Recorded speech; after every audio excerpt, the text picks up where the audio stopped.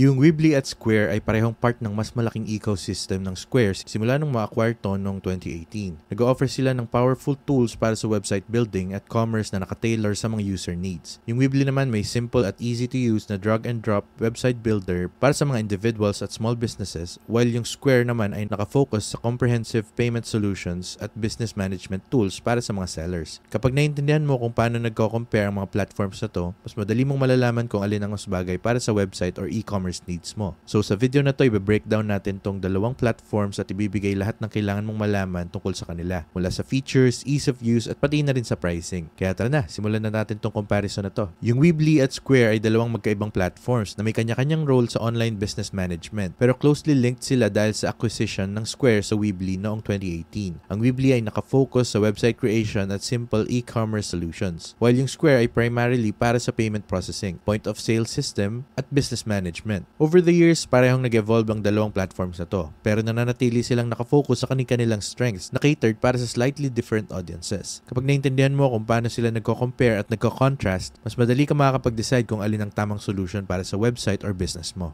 Yung main appeal ng Weebly ay nasa easy-to-use website builder na to. Sa drag-and-drop interface nito, pwede kang makagawa ng website ng mabilis kahit wala kang coding knowledge. Perfecto para sa mga individuals at small businesses na gusto lang magkaroon ng online presence pero walang technical expertise para gumawa mula sa simula. Sa Weebly, madali kang makakapagdagdag ng elements tulad ng text, images, videos, at slideshows sa pamamagitan lang ng pag-drag and drop. Yung ganitong ease ang isa sa pinakamalaking strengths ng Weebly dahil pwede kang mag-design at mag-launch ng website mo ng mabilis at hassle-free. While yung Square ay nag-o-offer ng mas advanced na set of tools na design para tumulong sa mga businesses, lalo na yung may operations online at sa physical locations. Nagsimula yung Square bilang payment processing platform na nagbibigay ng daan sa businesses na tumanggap ng credit card payments gamit ang mobile devices. Over time, na-expand na nila to para mag-include ng tools para sa inventory management, employee management at customer data. Para sa mga businesses na nagbebenta ng products both in-person at online, seamless ang integration ng Square sa Weebly, kaya pwedeng i-manage ang parehong aspect ng business mo sa isang platform lang. Isa sa pinakamalaking differences ng Weebly at Square ay yung focus nila sa e-commerce. Ang Weebly ay perfect para sa mga individuals or small businesses na kailangan ng simple at madaling online storefront. Meron tong basic e-commerce features tulad ng product listings, inventory management at secure checkout process. Pero kung i-compare sa ibang e-commerce platforms, medyo limitado ang offerings ng Weebly. Ideal to para sa mas maliliit na stores na hindi nangangailangan ng advanced features or sobrang customization. Kunwari, madali gamitin ang product management tools ng Weebly, pero wala itong depth and flexibility na makikita mo sa mas dedicated na e-commerce platforms tulad ng Shopify or BigCommerce. While yung Square ay talagang designed para sa mga businesses na kailangan ng malalakas na e-commerce tools, lalo na yung may operations din sa physical locations. Ang Square POS system ay isa sa pinakaginagamit sa buong mundo at seamless ang integration nito sa online tools nila. Kaya nagiging unified ang experience para sa businesses na nagbebenta both online at in-person. Sa Square, pwedeng i-track yung inventory sa mga locations, i-manage ang customer data,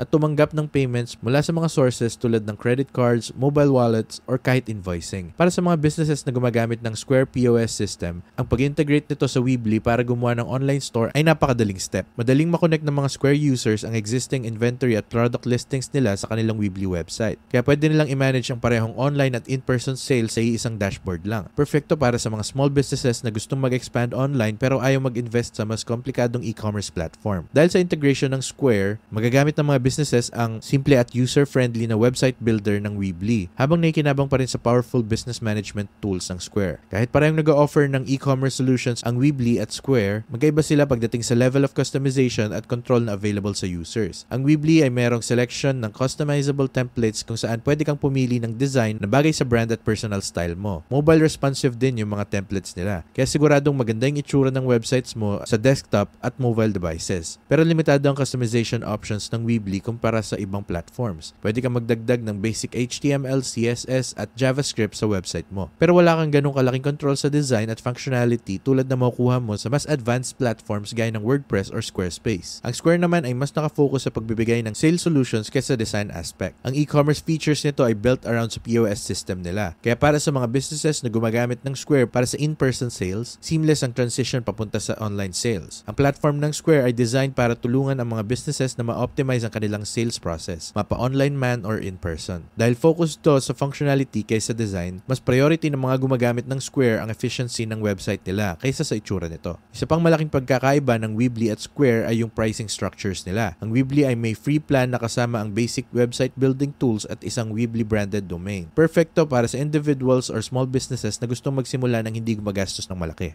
Yung paid plans naman nila ay nagsisimula sa abot-kayang presyo at nagbibigay ng additional features tulad ng custom domains, expanded storage at advanced e-commerce tools. Tiered ang mga paid plans nila, kaya mas marami ang features ng higher tiered plans na bagay sa mga businesses na nangangailangan ng mas robust na functionality. Yung pricing structure ng Square ay nakabase sa transaction fees imbes na subscription fees. Bagamat may free tools ang Square para sa mga businesses, karamihan sa features nito ay nakatay sa payment processing system nila.